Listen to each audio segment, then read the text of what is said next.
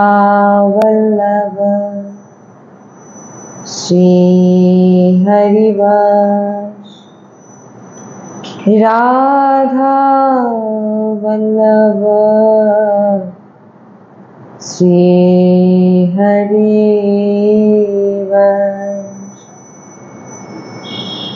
वृंदावनेश्वरी तवैव पदारे वृंदम प्रेमामृतैक मकरन्धरसो गोपूर्णम् हृत्तर्पितं मधुपते स्मरतापमोग्रम् निर्वापयत्परं शीतलमाश्रयामि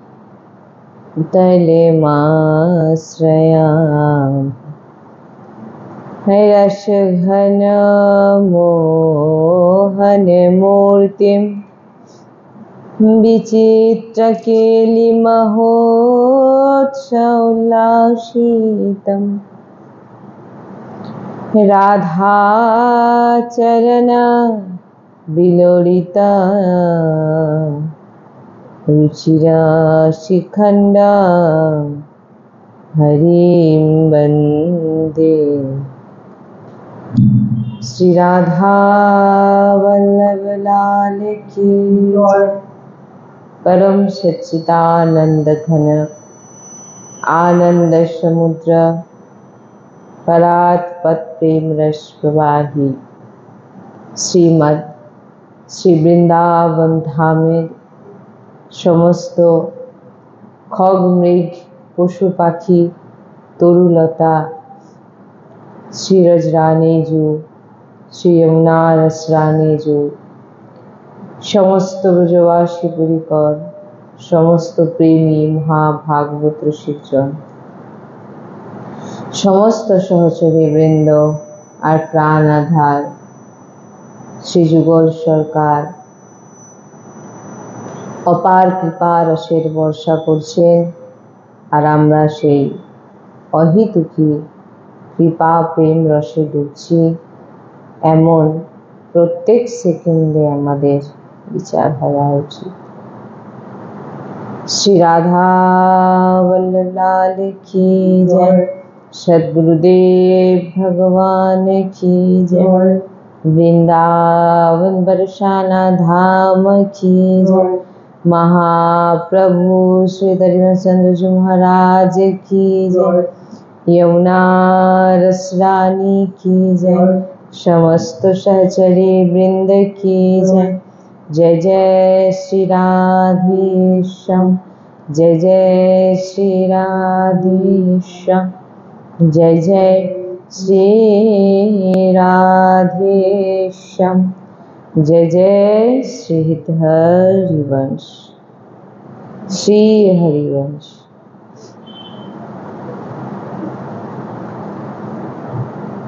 भगवान श्री राम सबरी मैया के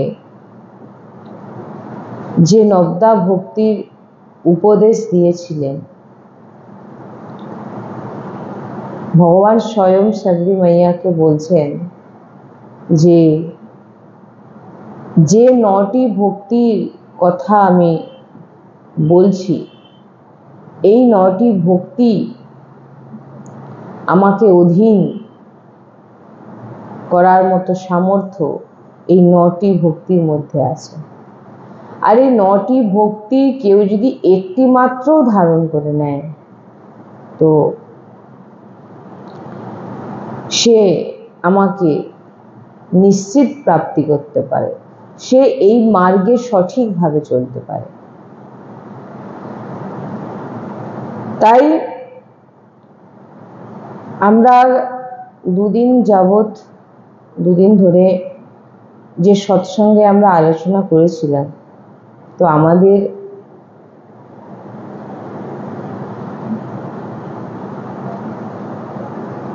পঞ্চম ভক্তি পর্যন্ত আমাদের শ্রবণ হয়েছিল। হ্যাঁ, পঞ্চম হবে, পঞ্চম হবে।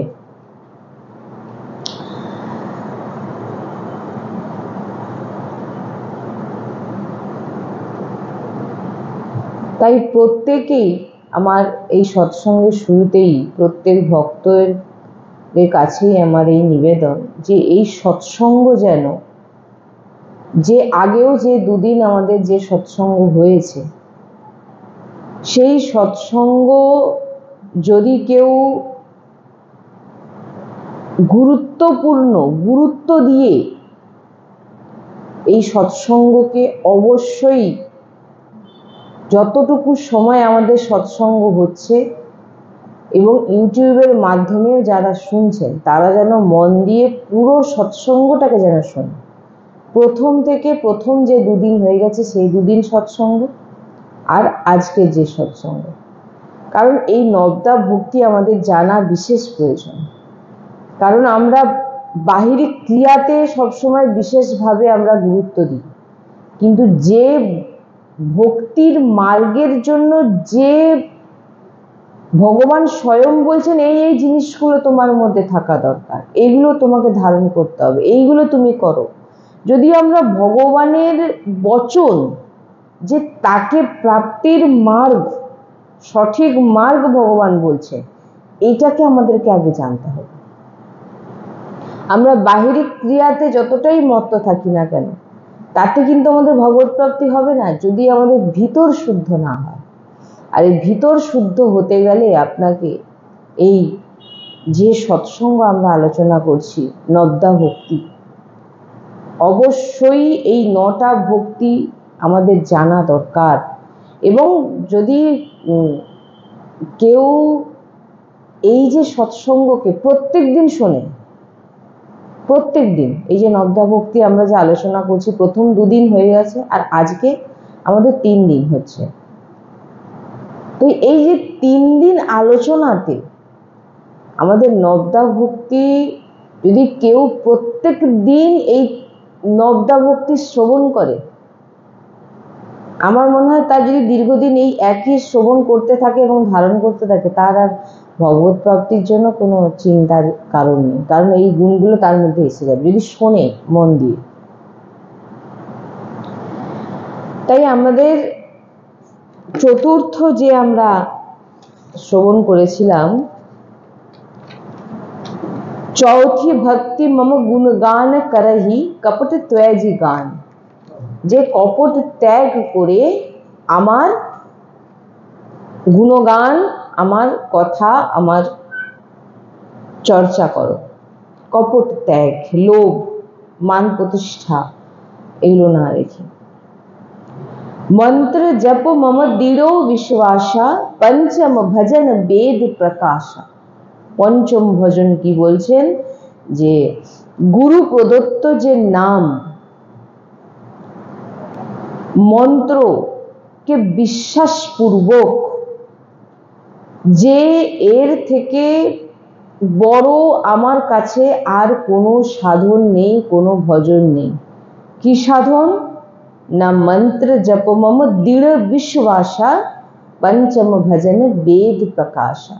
যে গুরু প্রদত্ত, গুরুজি আমাকে যে নাম মন্ত্র দিয়েছে, সেই নাম মন্ত্রে দৃঢ় বিশ্বাস রেখে কেউ যদি ভজন করে, শরণাগত মন্ত্র, নিজ মন্ত্র, এমন অমোঘ বস্তু ভগবান শ্রী সদ্গুরুদেব ভগবানের কৃপাতে আমাদের প্রাপ্ত করিয়ে দিয়েছেন, যে দৃঢ় বিশ্বাস নিয়ে যদি কেউ এই মন্ত্র জপমম দৃঢ় বিশ্বাসা, বিশ্বাস করে যদি কেউ এই নাম মন্ত্রতে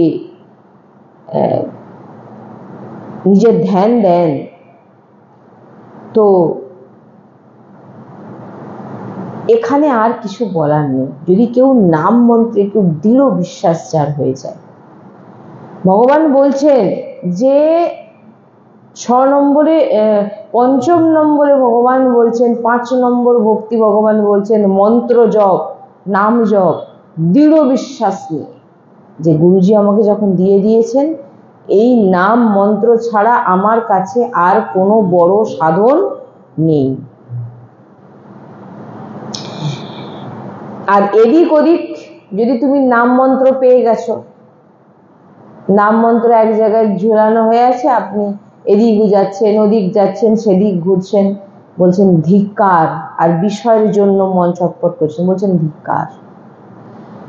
এমন দামি বস্তু যে এই নাম আর মন্ত্র এমন দামি যে প্রিয়া প্রিয়তমকে অধীন করে দিতে পারে। আর সেই দামি বস্তুকে, সেই দামি নাম মন্ত্রকে গুরুজি আপনাকে দিয়েছেন, আর সেই নাম মন্ত্র ছেড়ে আপনি বিষয় ঘুরছেন, তাই জন্য ধিক্কার দিচ্ছেন।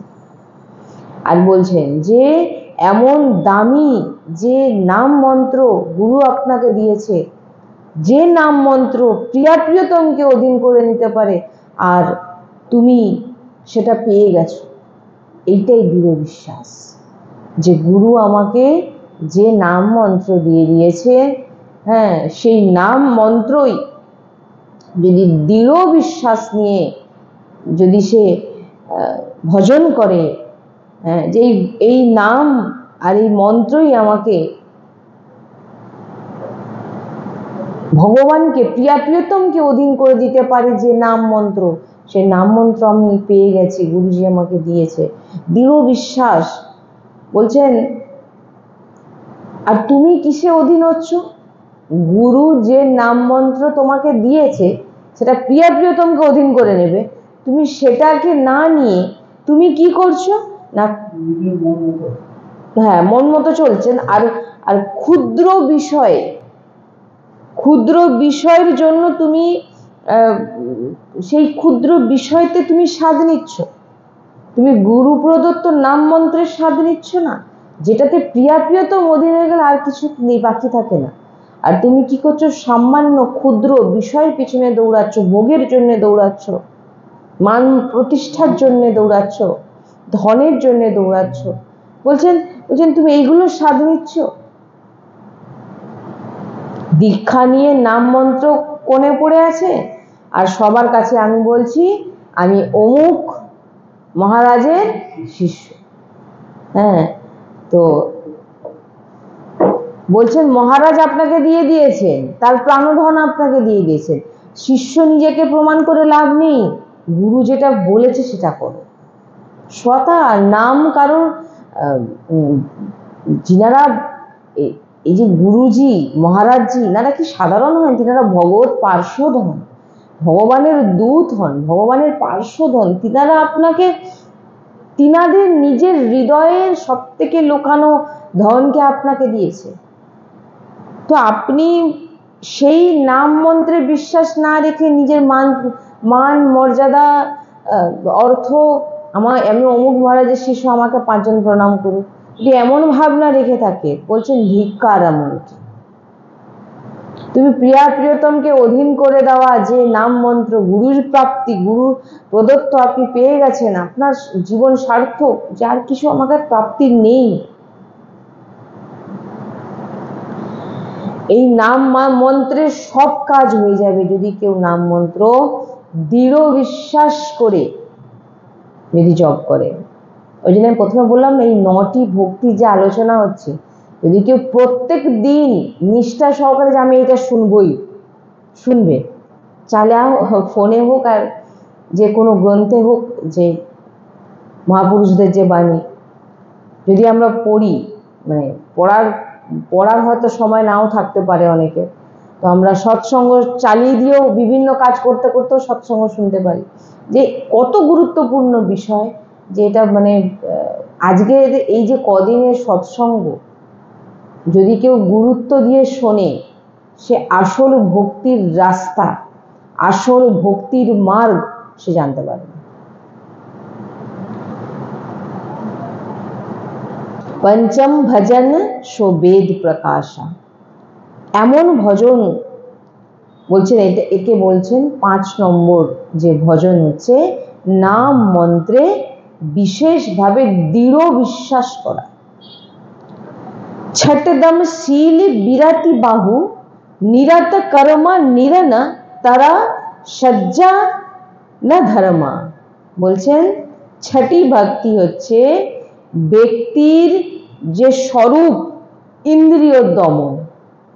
6 নম্বর ছটি ভক্তি বলছেন, 6 নম্বর ভক্তি হচ্ছে ইন্দ্রিয় দমন।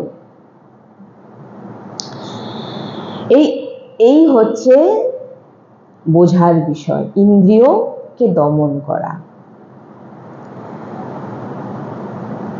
ইন্দ্রিয় যেমন চাইছে, দেখছি, শুনছি, ভোগ করছি, খাচ্ছি, মন মানি আচরণ।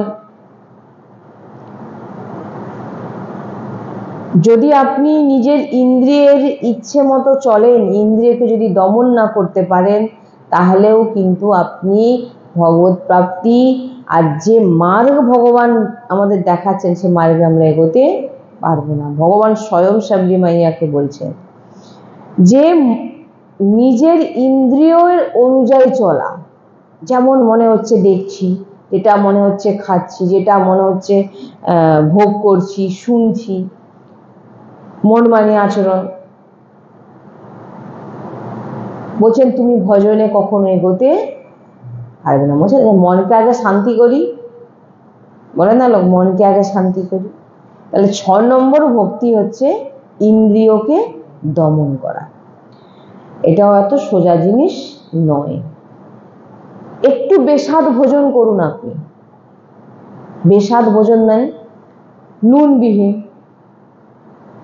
একদম সিদ্ধ না, অতিরিক্ত নুন মানে সেটা তো আপনার তমগুণ হয়ে যাচ্ছে। বেস্বাদ মানে যেটাতে আপনার স্বাদ লাগবে না, শুধু পেট ভর্তি হবে। এমন এক মহাপুরুষ ছিলেন যিনি কোনো দিন কোনো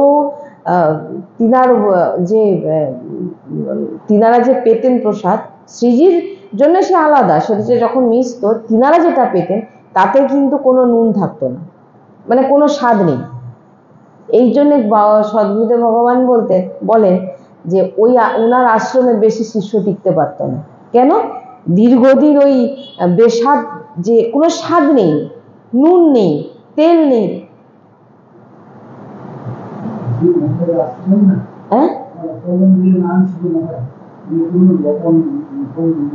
না, স্বাদ নেবেন না তো। যদি আপনি স্বাদ নিয়ে পাচ্ছেন, স্বাদ তো ভগবান নেবেন।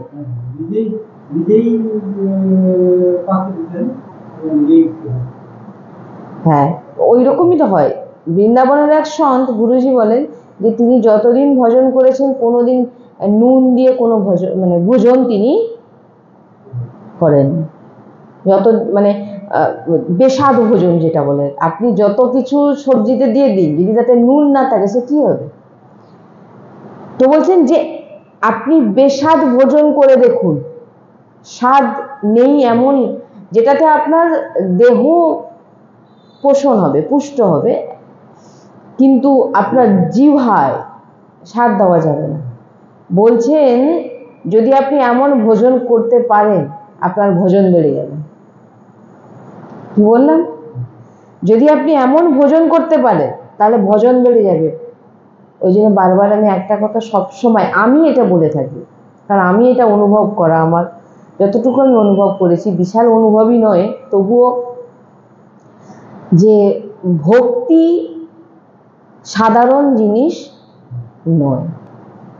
আমি বারবার একটা কথা বলি যে ভক্তি অনেক সাধন ভজন, যেটা বলে সাধন ভজন কাকে বলেই আমরা জানি না, আর নিজেকে ভেবে বসি ভক্ত।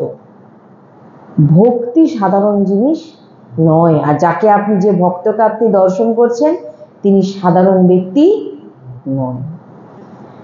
তাই বলছেন যে বেস্বাদ ভোজন আপনি করে দেখুন, ভজন আপনার বেড়ে যাবে। জিহ্বাকে রাধা নামে ডুবাচ্ছেন না কেন?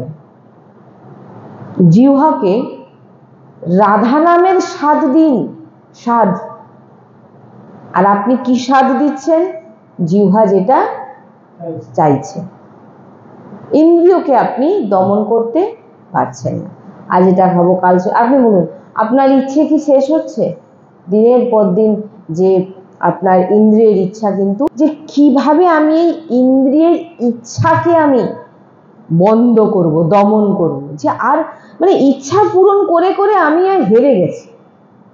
কপিল ভগবানের কাছে বলছে, হ্যাঁ, যে কি করে আমি নিজের এই ইন্দ্রিয়র যে ইচ্ছাকে, জিহ্বা বিগড়ে যাচ্ছে, অন্য পদার্থ আপনি দিতেই আছেন জিহ্বায়, আজ এটা কাল ওটা, স্বাদ নিচ্ছেন। দেখুন, যদি না আপনি ধরেন, যদি না যেগুলো বলা হচ্ছে যদি না আপনি মানেন, তাহলে আপনি জেনে নেবেন যে আপনি কিন্তু কখনোই যে মার্গের কথা, প্রাপ্তির কথা বলা হচ্ছে, সেটা কিন্তু আপনি প্রাপ্তি করতে পারবেন না। ওই জন্য বলে না, আহারে আগে নিজেকে কন্ট্রোল করো। বেশিরভাগ আপনারা যে যত সাধু মহাত্মাদের আছেন, তিনাদের দেখবেন তিনারা কিন্তু আহারে গুরুত্ব দেন না। যতটা দেহ পোষণের জন্য প্রয়োজন ততটাই।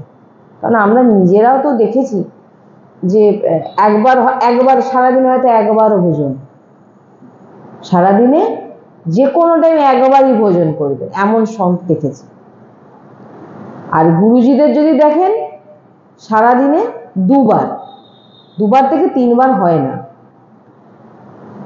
যত আপনি জিহ্বার আহার বাড়াবেন, মানে জিহ্বাকে বিভিন্ন রকম পদার্থ দেবেন নতুন নতুন, তার ইচ্ছা অনুযায়ী, আপনাকে সে কিন্তু ভজন করতে দেবেন না। কারণ জিহ্বা কিসের স্বাদ নিচ্ছে?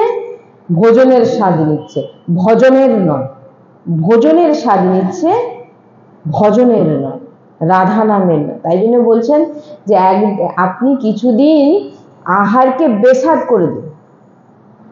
আপনি একবার যতক্ষণ না আমি ভজন করব, আমি আজ থেকে, ধরুন আপনি আপনার যে স্বাদ বলছেন মহাপুরুষগণ বলছেন নিজের আহারকে বেসাদ করুন, মানে নিজের আহারে কোনো টেস্ট না রাখুন, খালি উদর পেট ভর্তির জন্য। দেখুন ভজন আপনার শুরু হয়ে যাবে। কারণ ওই জিহ্বা তখন একটা স্বাদ খুঁজবে, সেই স্বাদটাতে আপনাকে নামকে ঢুকিয়ে দিতে হবে। সেই স্বাদটা আপনার কিসে দেবেন? আপনি নাম। তখন জিহ্বার নামের স্বাদ পেয়ে যাবে। মানবো না, মন মানিয়ে আচরণ করব, যেখানে সেখানে দাঁড়িয়ে খাবো, যা ইচ্ছা যেটা মন চাইবে, ফুর্তির জন্য ইচ্ছা খুশি চলবো। বলছেন সামনে মৃত্যু দাঁড়িয়ে আছে, এটাও ভেবে নাও। সামনে যে মৃত্যু দাঁড়িয়ে আছে, এটাও তুমি ভেবে নাও। মন মানিয়ে আচরণ করছো, ইচ্ছা যেটা পারছো সেটা করছো, করে যাও, সামনে কিন্তু দাঁড়িয়ে আছে মৃত্যু। যখন পাপের ফল আসবে, বলছেন কোনো ব্যক্তি সঙ্গ আপনার দেবে না, আপনাকে সেই পাপের ফল ভোগ করতে হবে। তাই শুধরে যান। এই পাপ থেকে যদি আপনাকে কেউ বাঁচাতে পারে, এই গুরু প্রদত্ত নাম আর মন্ত্র। তাই বলছেন যে সবার কাছে প্রার্থনা যে সৎসঙ্গ শুনুন, এই সৎসঙ্গ শুনুন। এই সৎসঙ্গই আপনাকে ভগবত প্রাপ্তি করে দেবে, যদি আপনি জীবনে এই 9টার মধ্যে যে কোনো একটি যদি আপনি জীবনে ধারণ করে নেন। একটি শুধু নয়, 9টাই বলা হচ্ছে, তার মধ্যে যদি কেউ একটা দৃঢ়ভাবে পালন করে। ইন্দ্রিয়কে দমন করা 6 নম্বর ভক্তি। শাস্ত্র সম্মত ভোগ, শাস্ত্র সম্মত ভোগ করো। আটকান আপনার মনকে। এই জন্য ভজন মানে মনকে মারা। আটকাতে পারবে মনকে। স্বয়ং অর্জুন ভগবানের সামনে দাঁড়িয়ে বলছেন, আমি আমার মনকে সামলাতে পারছি না, মনকে কন্ট্রোল করা খুব কষ্টকর। তো আপনি ভাবুন আমরা কি করে মনকে কন্ট্রোল করব। এখানে সেটাই বলছেন যে আপনি আটকাতে পারবেন কি করে না। আগে যে 5টা ভক্তির কথা আমরা শুনে এসেছি, এই 2 দিন ধরে যে 5টা ভক্তির কথা শুনে এসেছি, এই যে 5টি ভক্তি বলে দিয়েছেন, এই 5টি ভক্তিকে যদি আমরা মেনে নিই তাহলে কিন্তু আমরা এই যে 6 নম্বর যে ভক্তির কথা বলা হচ্ছে সেটা কিন্তু আমাদের হয়ে যাবে। সেটা কি? ইন্দ্রিয়কে দমন করা, সেটা আপনার কিন্তু হয়ে যাবে। छठदम शील विरति बाहुकर्मा निरत निरंतरा सज्जन धर्मा। বলছেন আগের যে 5টা ভক্তি আমরা শুনেছি, ওই 5টা ভক্তি কেউ যদি ধারণ করে নেয় সে কিন্তু এই ইন্দ্রিয় যে 6টি ভক্তির কথা বলছেন, 6 নম্বর ভক্তির কথা বলছেন, ছঠদম, সে কিন্তু ইন্দ্রিয়কে ছঠদম শীল, শীল মানে শান্তকে বলা হয়, সে শান্ত হয়ে যাবে। যে ইন্দ্রিয়কে দমন করে নিয়েছে সে শান্ত হয়ে যাবে এবারে। নালে এই যে 5টা ভক্তির চর্চা আমরা শুনে এসেছি, এইটা যার মধ্যে থাকবে সে এটা করতে পারবে। কি বললাম? প্রথম থেকে আমরা যদি শুনি, প্রথমের ভক্তি কি বলা হয়েছে? প্রথমা ভক্তি সন্তন করিসঙ্গা। 5টা যে ভক্তির কথা আগে বলা হয়েছে, আমরা যে চর্চা করেছি, প্রথম হচ্ছে সন্ত সঙ্গ, দ্বিতীয় হচ্ছে ভগবানের কথা শ্রবণ করার ব্যাকুলতা বাড়ানো, दूसरी रति मम कथा प्रसंगा, তারপরে तीसरी गुरुपद पंकज सेवा, तीसरी अमान, गुरु सेवा चरण सेवा করাটা নয়, গুরুর চরণ সেবাতে থেকে নিজের মান প্রতিষ্ঠাকে যে অহংকার যে নষ্ট করেছে। গুরু সেবা করতে দিয়েছেন আপনাকে, কিন্তু গুরু সেবা করে আপনার ভিতরে যদি অহংকার থাকে, ওরা তো বাইরের, আমি ভিতরের, আমি গুরুর অঙ্গ সেবা করি, বলছেন এইটা আর থাকবে না। তাই এখানে বলছেন গুরুপদ পঙ্কজ সেবা, तीसरी আমান। 3 নম্বর ভক্তি হচ্ছে যে অহংকার, গুরুর চরণের সেবা করে অহংকার না রাখা। चौथी भक्ति मम गुणगान करही कपट ত্যাজি গান। 4 নম্বর ভক্তি হচ্ছে যে আমার গুণগান করে ছল কপট না করা। ছল কপট সেটা আমরা বিস্তারিত আলোচনা করেছি। এরপরে পঞ্চম হচ্ছে মন্ত্র জপ মম দৃঢ় বিশ্বাস। পঞ্চম ভক্তি হচ্ছে এইগুলো যদি কেউ করে নেয় তবেই সে, বলছেন এখানে ছঠদম শীল বিরতি বাহুকর্মা নিরতা নিরন্তর সজ্জন ধর্মা, সে তবেই কিন্তু এই 6টি ভক্তি যেটা বলা হচ্ছে 6 নম্বর, সেটা কিন্তু করতে পারবে, আগের এই 5 নম্বর যদিও মেনে নেয়।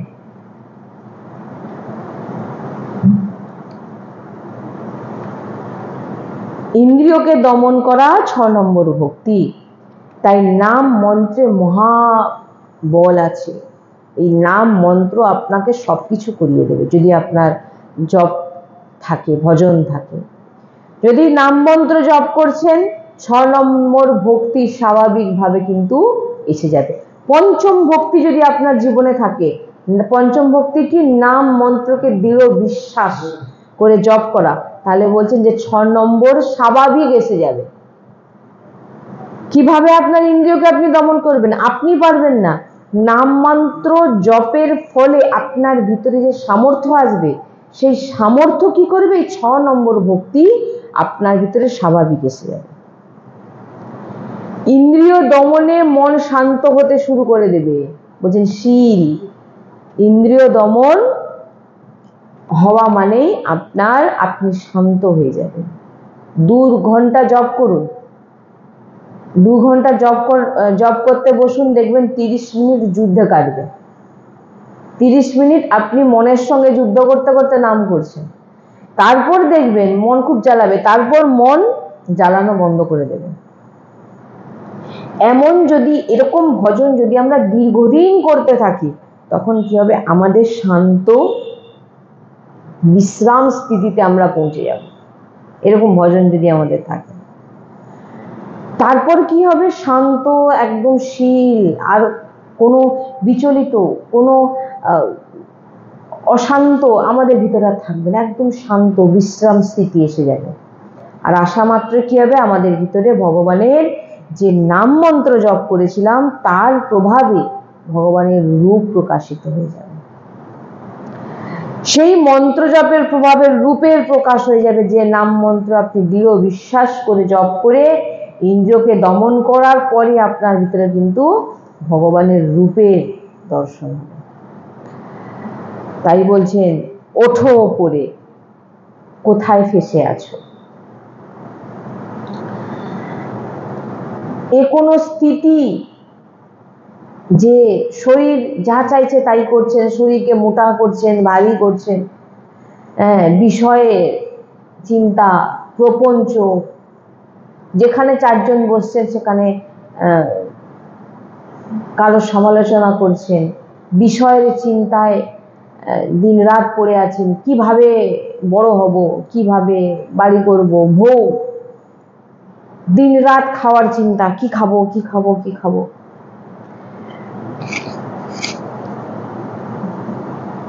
যে এটা কি কোনো স্থিতি? এটা কোনো স্থিতি? ভেবে দেবে। যাকে মোটা করছেন তাকে এমনি জ্বালিয়ে দেবে। যে ভোগের জন্য আপনার জীবন ব্যর্থ করছেন সে ভোগও কিন্তু আপনি নিয়ে যেতে পারবেন।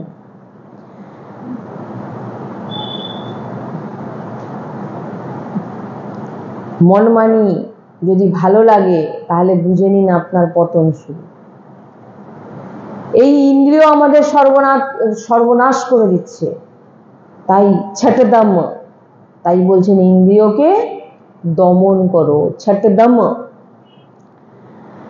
তোমার কাছে সামর্থ্য আছে। ভগবান স্বয়ং বলছেন তোমার কাছে সামর্থ্য আছে। সৎসঙ্গ কি সামর্থ্য? আপনার কাছে কি পাওয়ার আছে যে ইন্দ্রিয়কে আপনি দমন করতে পারবেন? না, আপনার কাছে আছে সৎসঙ্গ, সৎসঙ্গ, গুরু কৃপা, নাম জপ, মন্ত্র জপ, ভাগবতিক লীলা গান শ্রবণ, গান করা মানে কীর্তন, ভগবানের চর্চা করা, এইগুলো হচ্ছে তোমার কাছে সামর্থ্য। যেই সামর্থ্য, এই সামর্থ্যের বলে আপনি ইন্দ্রিয়কে দমন করতে পারবেন। তখন বেশাদ আহার আপনার কাছে কিছু মনে হবে না। এগুলো হচ্ছে মহাবল। প্রয়োগ করে, এই বলগুলোকে প্রয়োগ করে আমরা ইন্দ্রিয়কে দমন করতে পারি। আপনি ভগবানের অংশ, সেটা আপনি ভুলে গেছেন। আপনার ভিতর সামর্থ্য আছে এই ইন্দ্রিয়কে হারানোর সামর্থ্য আছে। ভগবানের দাস আপনি, আপনাকে অধীন করবার মন্ত্র, ভগবানকে অধীন করবার মতো মন্ত্র আপনার কাছে নাম আছে। ভগবানকে অধীন করার মতো মন্ত্র আর নাম আপনার কাছে আছে। আপনি ভগবানের অংশ, আপনার কাছে পূর্ণ সামর্থ্য আছে যে আপনি এই ইন্দ্রিয়কে দমন করতে পারেন। শান্ত, যখন আপনি ইন্দ্রিয়কে দমন করে নেবেন আপনার কোনো আর ইচ্ছে থাকবে না। শান্ত, একদম বিশ্রাম, মানে আমাদের জীবনের যে ইচ্ছার যে একটা স্রোত বয়ে যাচ্ছে, আজ এটা আজ এটা আজ এটা কাল এটা, সে ইচ্ছার বিশ্রাম হয়ে যাবে। আপনার কোনো ইচ্ছে থাকবে না, শান্ত হয়ে যাবে না।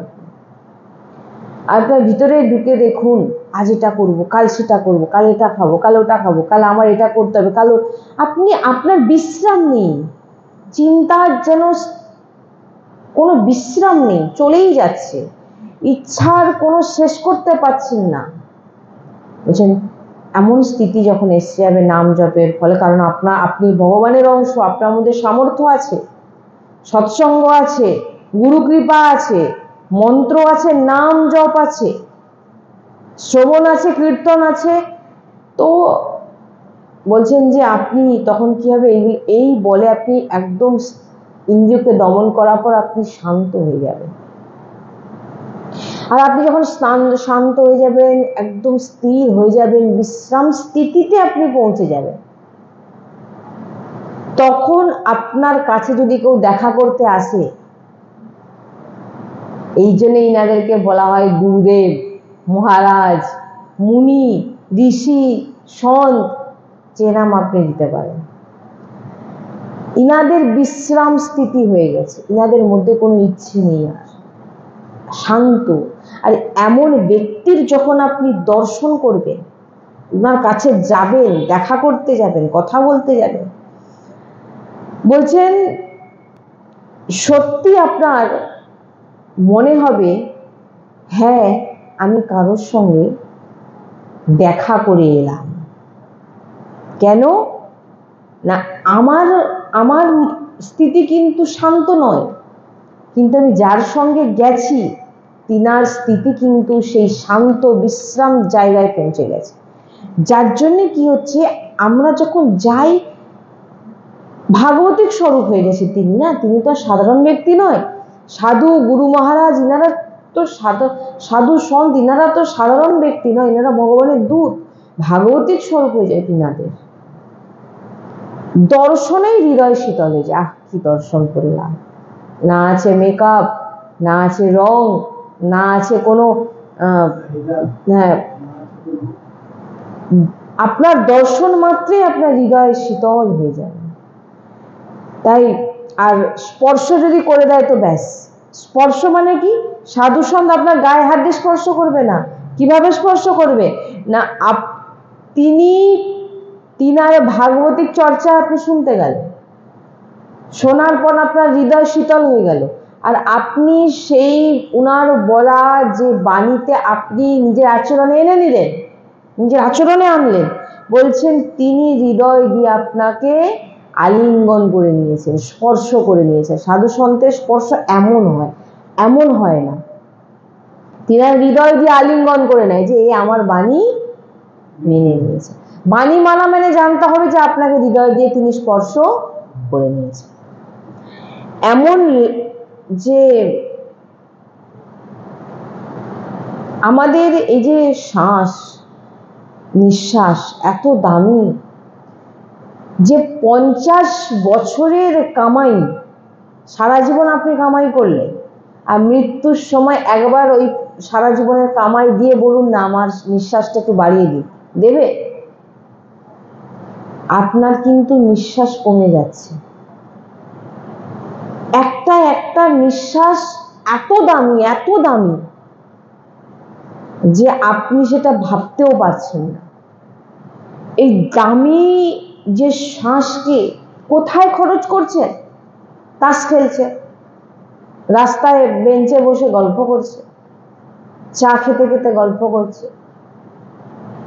আবার গল্পটা কি, এর নিন্দা, তার চর্চা, তার কথা আলোচনা করছে। আমি যখন কাউকে তাস খেলতে দেখি আমি ভাবি এদের কি দুর্দশা, মনে হয় আমার যে ওরা কি সময়টাকে নষ্ট করে দিচ্ছে, সে নিজেও জানে না। প্রপঞ্চে ফেসে আছি, ব্যর্থ সময় নষ্ট করছি। তাই জন্য বলছেন যে নিজের শ্বাসকে বুঝুন, কমে যাচ্ছে, বাড়ছে নয়। কি কমছে না বাড়ছে? তাহলে আজকে ভাবুন যে আমরা কি চর্চা করি। 5 জন এক জায়গায় বসে গেলাম মানে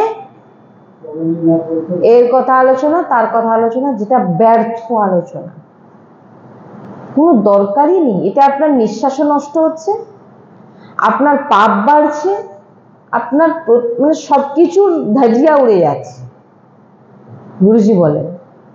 তাই জন্য বলছেন যে ইন্দ্রিয়কে দমন করতে হবে, আর দমন করতে গেলে আপনাকে এই যে 5টি যে আমরা আলোচনা সেগুলোকে মেনে নিতে হবে।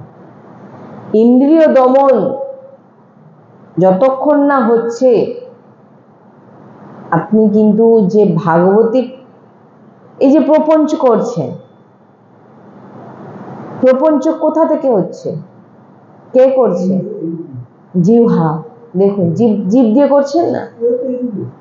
হ্যাঁ, জিহ্বা, মন, সবকিছুকে একেবারে। এবারে আপনাকে কি করতে হবে, ইন্দ্রিয়কে দমন মানে মেন দমন আপনাকে আপনার মনকে করতে হবে। মনকে যদি দমন করে নেন, মনকে যদি বশে করে নেন, সে বশ করবেন কি করে? নাম জপ, মন্ত্র জপ, সাধু সন্ত সঙ্গ, গুরু কৃপা, ভাগবতীর চর্চা শ্রবণ, এগুলোতেই আপনার মন কন্ট্রোল হবে। আর মন কন্ট্রোল হওয়া মানে ইন্দ্রিয় আপনার কন্ট্রোল হয়ে যাবে। এত সোজা নয় ইন্দ্রিয় কন্ট্রোল করা। বড় বড় মহাপুরুষদের গুরুজি চর্চা শ্রবণ করান, এই তিনাদেরও বিগড়ে গেছে হাজারো হাজারো বছর তপস্যা করে।